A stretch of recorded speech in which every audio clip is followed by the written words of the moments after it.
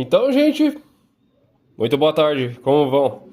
Estou feliz de ter voltado a poder gravar mais vídeos com vocês com o novo desenho do canal. Agora não é mais modo Carreira Trader.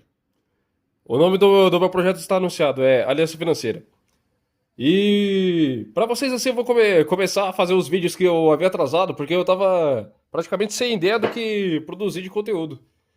Então agora não vai ter mais notícia, mas em vez disso eu vou fazer algo muito melhor, que é falar as notícias que aconteceram nesse dia e falar toda a minha experiência tática.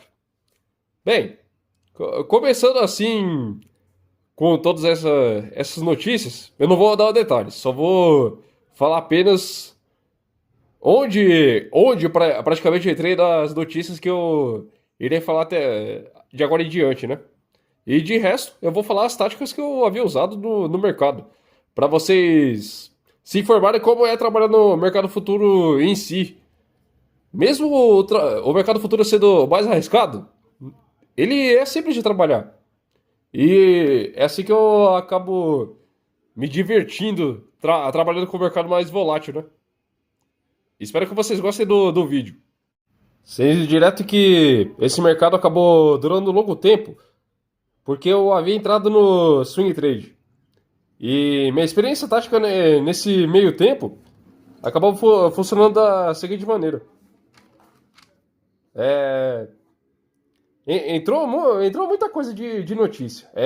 Casa Branca taxando etanol brasileiro, Brasil retomando a exportação de energia hidrelétrica, os Estados Unidos brigando com o BRICS, o Daryl Durigan falando sobre o imposto de renda e os fechamentos do índice Bovespa.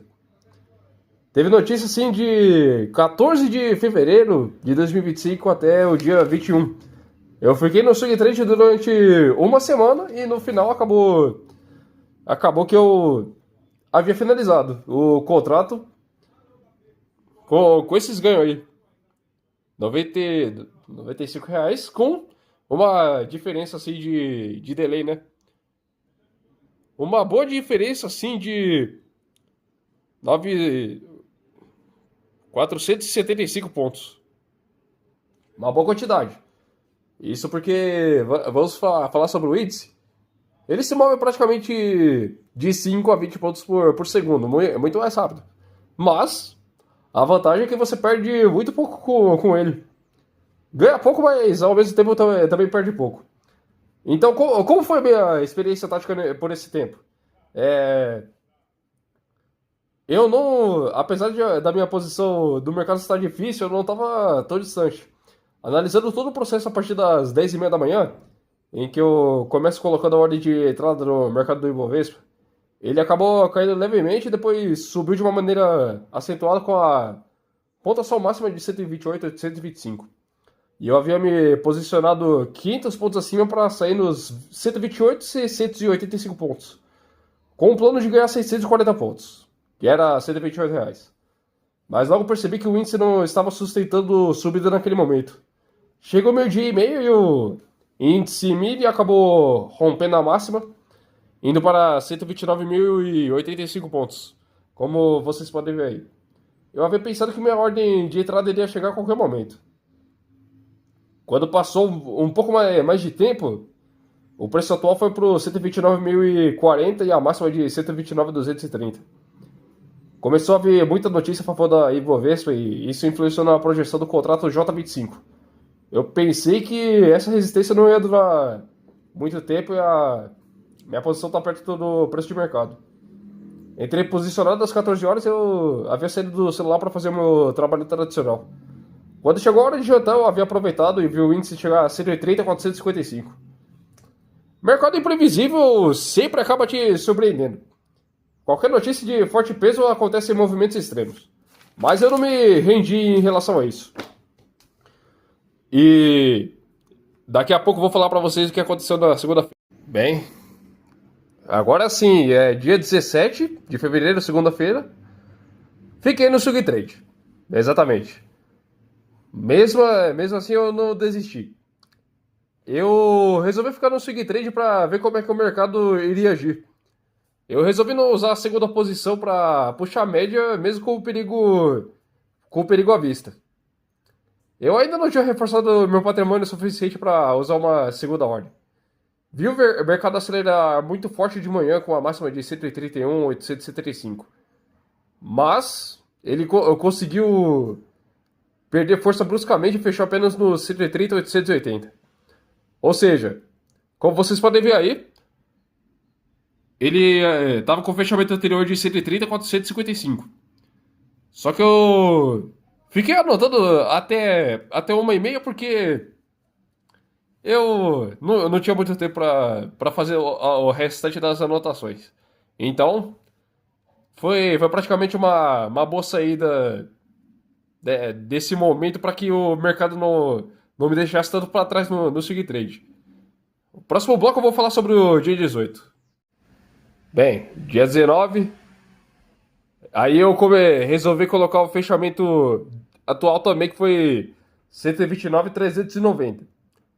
Então, entre as notícias da Itaú e a Ibovespa, o índice futuro fechou nos 123.990. Mas como vocês podem ver, o mercado teve uma ótima queda até.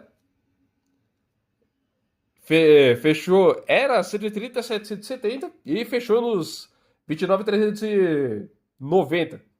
O que estava chegando muito perto da minha ordem de saída. Mas a bolsa tradicional, ela acabou fechando com uma grande queda em ajustes.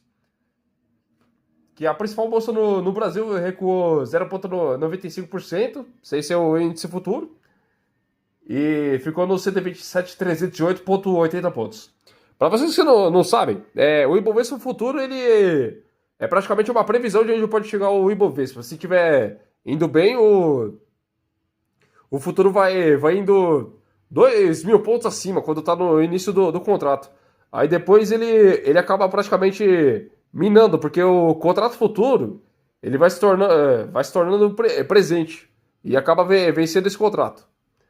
Sobre isso, é, posso falar que essa experiência aí do dia 19 foi marcado em queda de modo mais firme até as 2 horas, e a mínima foi de 129.450, permanecendo nesse valor desde as 10h30, fechando no final de 129.390. Vamos pro dia 20, gente. Muito bem, dia 20 de fevereiro agora. Vamos começar. Fechamento anterior foi 129.390. Como vocês podem ver, o mercado começou bem, mais ou menos assim, perto do fechamento do mercado.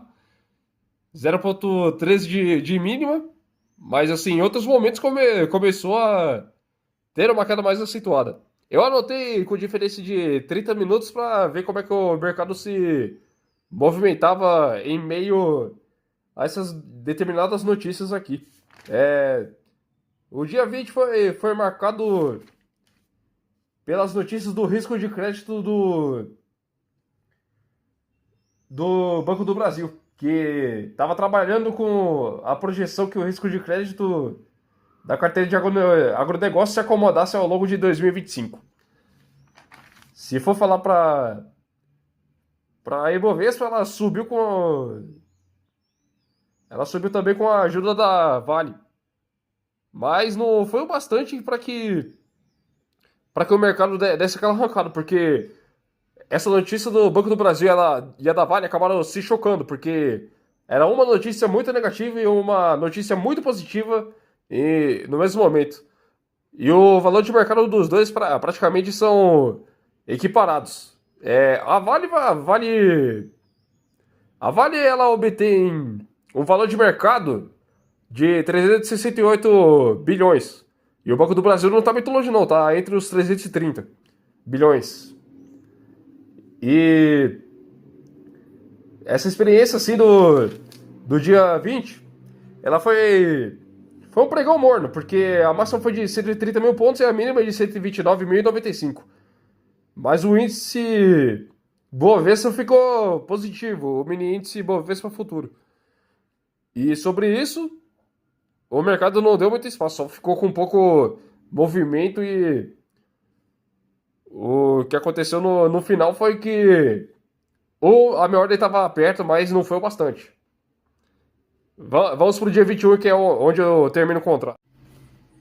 Isso mesmo, dia 18 o mercado fechou, já tinha fechado anteriormente em 130, 880, mas agora o mercado ficou praticamente um pouco mais maleável. Subiu e caiu constantemente. E eu resolvi não colocar nenhuma ordem de novo, mas como vocês podem ver, eu tenho uma anotação aí falando sobre minha ordem de venda e minha ordem de compra. Eu, quando você está com pouco patrimônio, recomendo que você não faça swing trade, a não ser que você tenha um ótimo calibre para isso.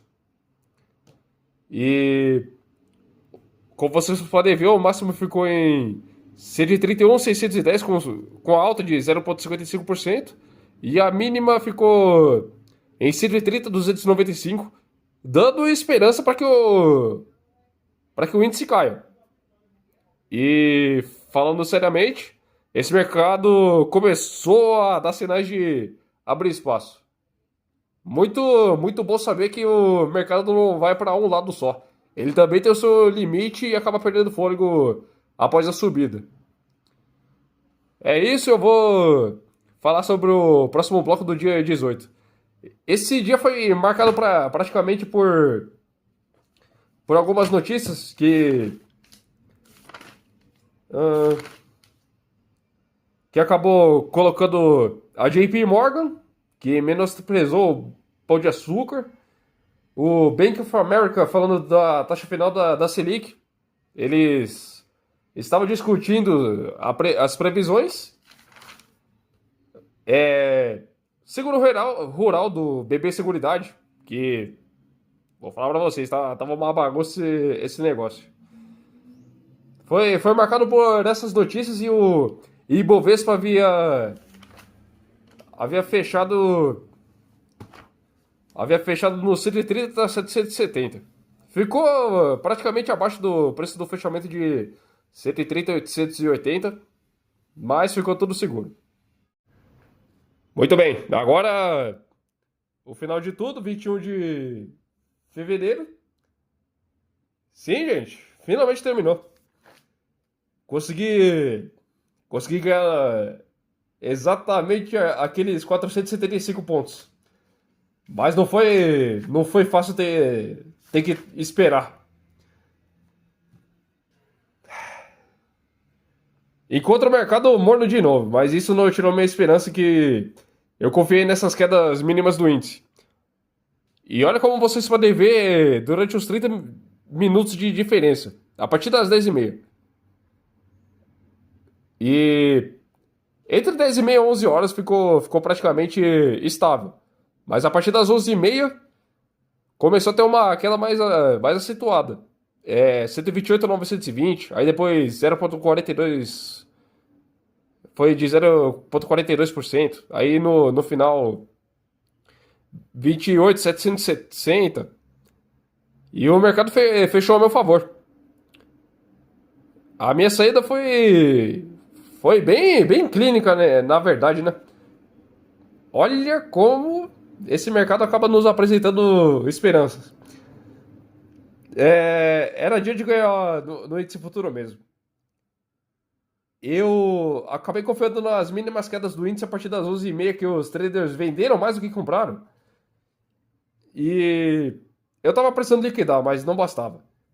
Vi o índice a 128.820 logo no meio-dia e meio. E minha ordem estava nos 28.860. Consegui executar minha saída ganhando R$ 95. E minha única entrada posicionada que fiz no mês de fevereiro, acabei saindo ganhando. Será que março foi diferente? Só comemorei a vitória naquele momento e aproveitei.